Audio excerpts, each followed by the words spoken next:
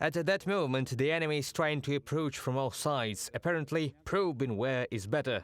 34-year-old engineer reconnaissance platoon commander Orest says that until February the 24th, 2022, he lived in Sweden, worked in one of the construction companies in Stockholm, but he decided to return to his homeland to join the ranks of the Ukrainian army. He already has combat experience. He was a participant in the anti-terrorist operation of 2015-2016 years, now as part of the 80th Independent Airborne Assault Brigade, carrying out missions near Klishchiivka, Donetsk region. In fact, at this time, this is an endless process. We install the barriers every day. There's an assault every day. We use the barriers every day, and so on. Now, these are, so to speak, meat assaults, and so they are now trying to find out where they can get through. The task of the sappers in the unit is to clear the route to the position of the assault group and set up barriers to contain the enemy. The serviceman says that the Russian military often uses prohibited types of mining and chemicals in positions. Since this land is not Russian, they are of little interest in what will remain here and who will suffer here. Accordingly, they use all dishonest actions that can be taken. And recently this has been the widespread usage of gas, chlorine and other types of gas in order to make breathing difficult and force the Ukrainian infantry to move away from their positions.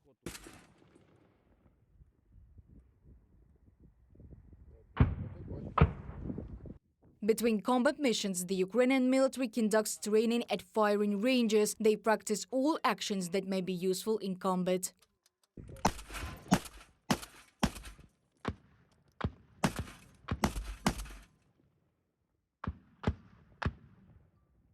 Serviceman Oleg is firing from an AGS-17. The caliber of the grenade launcher is 30 millimeters. The firing range is about 2 kilometers. Oleg says despite the fact that the caliber of the weapon is small, it shows itself effectively in Klishchiivka.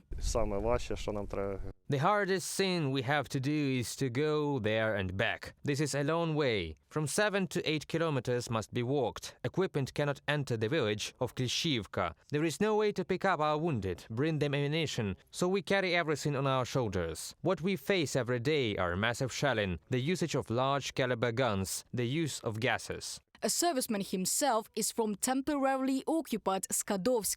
He was able to get out a year ago. The way took 5 days. The route was difficult. It was through Russia and Europe. But as soon as he came back to Ukraine, he immediately joined the troops. The Russians are occupiers. They came to our land. I can't say anything good about them. The attitude towards people is bad. All they need is our territory and our resources. And we, as a people, as a nation, are absolutely not interested, and us as a people, as a nation, they are not absolutely interested in us in that way. Oleg's partner Vladislav works with an anti-tank grenade launcher. He says that aerial reconnaissance helps them effectively hit the enemy. We hit accurately and for sure right away. It was my first shift. We eliminated 5 Russian invaders immediately. Maxim works with the drones. His ability to control a drone and find the necessary targets helps to effectively hit enemy equipment and manpower.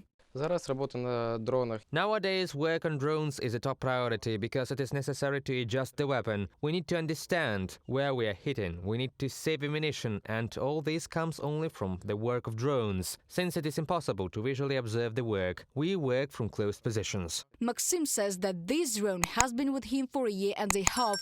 They tried to take care of it and have already repaired it 3 times after falling. The suspension system was being repaired on it, because when it fell it damaged the system, which didn't work after, and the landing system was replaced. The blades are constantly changed because you can't always catch it with your hand while landing. Sometimes you have to land it in any way. The blades can break on any obstacle.